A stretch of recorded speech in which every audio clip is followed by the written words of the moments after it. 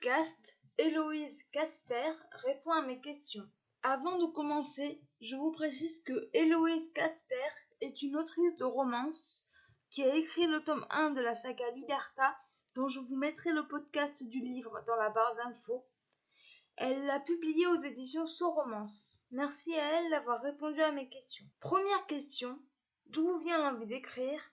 Comment avez-vous commencé? Elle répond: j'aime me raconter des histoires. Depuis l'adolescence, j'écris des nouvelles plus ou moins basées sur ma vie. Il y a 4 ans environ, j'ai eu envie d'écrire une histoire à cheval sur 2 époques. Et petit à petit, la nouvelle s'est avérée plus longue que prévu et est devenue un roman. Deuxième question, comment construisez-vous vos personnages? Elle répond: en fait, je pars d'un sujet que j'ai envie de mieux connaître et je bâtis une histoire autour.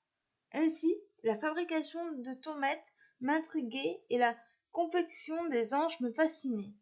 J'ai donc mêlé ces deux productions varoises dans la perle corse. Troisième question, quelles sont vos sources d'inspiration?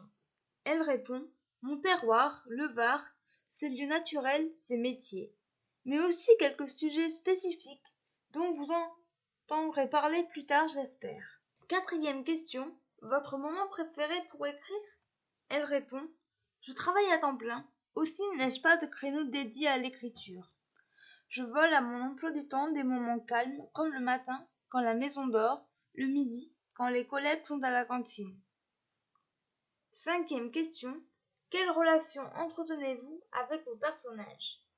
Elle répond: j'y suis très attachée. Il est difficile de les quitter, d'autant qu'ils évoluent dans les lieux où je vis. Je ne peux pas passer devant l'opéra ou traverser la place Puget sans penser à Lysandra. Sixième question, avez-vous déjà écrit un livre avec un autre auteur? Aimeriez-vous essayer? Elle répond: non, et pour le moment, ça ne m'attire pas. Même si je suis en train de finaliser le premier album d'une série pour enfants dont j'ai écrit le texte et qu'un jeune dessinateur illustre. Mais c'est une collaboration différente. Septième question, avez-vous des projets d'écriture en ce moment? Elle répond: je mets la dernière couche de vernis au 3e tome de la saga Liberta. Je suis en train de rassembler la documentation sur les sujets abordés dans une prochaine série dont la trame du premier tome est presque prête. Huitième question, quel est votre endroit préféré pour écrire? Elle répond: je suis capable d'écrire n'importe où, pourvu que je puisse m'isoler mentalement. La perle corse et le 2e tome, le réseau Drake, ont été écrits à la maison, dans le train, dans l'avion, sur le voilier d'un ami, en camping au bout du monde. Neuvième question, quelles sont vos passions? Elle répond: vu ma réponse précédente, vous avez deviné que les voyages sont dans le groupe de tête, mais aussi la nature et la lecture. Alors, si je peux faire une randonnée dans un lieu inconnu, dans la nature, et y faire une pause avec un bon livre, c'est le nirvana. 10e question. Votre signe astrologique?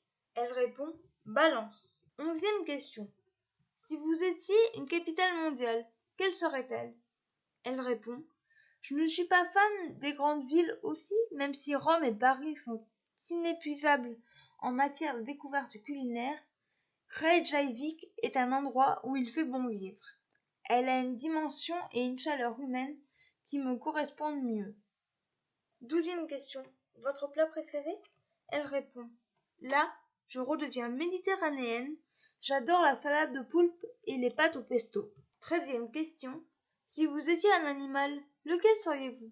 Elle répond: les félins, comme beaucoup, me fascinent. Mais parmi les nombreuses espèces de cette famille, je choisirais la panthère noire, parce qu'elle a une robe magnifique, qu'elle vit souvent dans les arbres. 14e question. Êtes-vous plutôt plat salé ou sucré? Elle répond: salé. Quand j'ai un petit creux, c'est plutôt saucisson ou tomate cerise que bonbon. 15e question. Thé ou café? Elle répond: thé vanillé le matin, expresso italien le midi. 16e et dernière question. Que préférez-vous écrire? Les personnages? Les lieux? Elle répond: les deux me plaisent. Je suis plus à l'aise avec les lieux, mais je prends de plus en plus de plaisir à parler des personnages. Voilà, C'en est tout pour ce podcast, j'espère qu'il vous aura plu. Je remercie encore une fois l'autrice d'avoir bien voulu répondre à mes questions et je vous retrouve très bientôt pour un nouveau podcast. Ciao!